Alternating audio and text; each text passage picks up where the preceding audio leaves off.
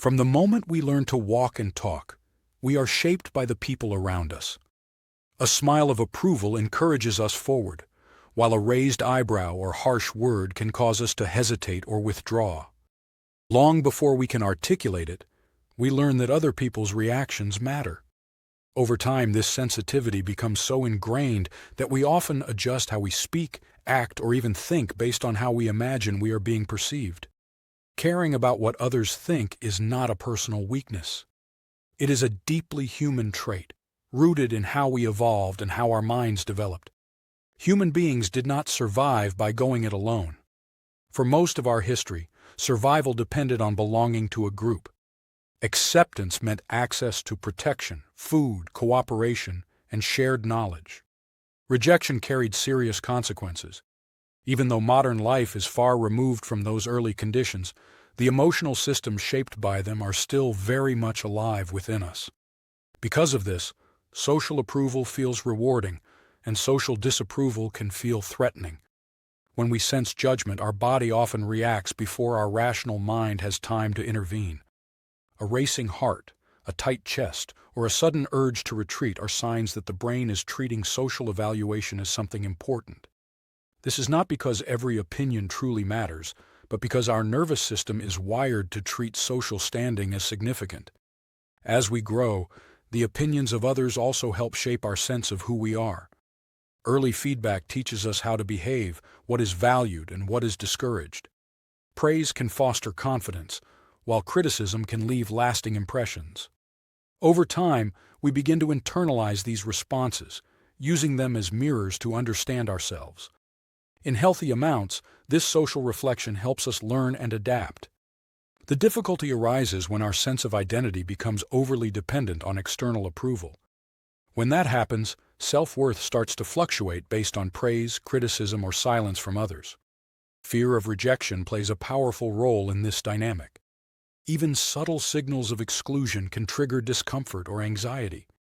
Being ignored in a conversation, criticized publicly, or feeling out of place can stir deep emotional reactions. These experiences activate the same stress responses associated with threat, which is why judgment can feel so intense and personal. The mind reacts as though something vital is at risk, even when the situation itself is relatively minor. Upbringing and culture can amplify this sensitivity. Some environments place a strong emphasis on achievement, appearance, or approval, subtly teaching that worth must be earned through performance or acceptance. When these messages are absorbed early, it becomes easy to grow into adulthood believing that being liked or admired is essential to being okay. In contrast, environments that encourage self-trust and inner values tend to produce greater emotional resilience. Most people carry a mixture of both influences, but the balance can strongly shape how much weight they give to other people's opinions. Modern life adds another layer through constant comparison. We naturally look to others to understand what is normal or desirable, but today this comparison is relentless. Social media places carefully curated versions of other people's lives in front of us daily, making it easy to feel inadequate or behind. Over time, this can intensify the sense that we are being evaluated even when no one is actually watching. The mind begins to measure self-worth against external standards that are often unrealistic or incomplete. It is important to recognize that caring about how we are perceived is not the same as being weak. Social awareness helps us navigate relationships, cooperate effectively, and act considerately. There is a meaningful difference between adjusting your behavior to suit a situation and suppressing your authentic self out of fear. Problems arise when concern about judgment dictates choices, silences honest expression, or leads to chronic self-doubt. The deeper issue is not caring about others' opinions, but losing contact with your own. When approval becomes the primary guide for decisions, life can start to feel constrained and inauthentic. People may find themselves agreeing when they want to disagree, staying quiet when they want to speak, or pursuing paths that look impressive rather than meaningful.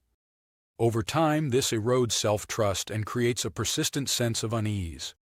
A healthier balance comes from shifting the source of validation inward. This does not mean ignoring feedback or becoming indifferent to others, but learning to place opinions in context. Clarifying personal values helps create an internal compass, making it easier to decide which opinions are useful and which can be set aside.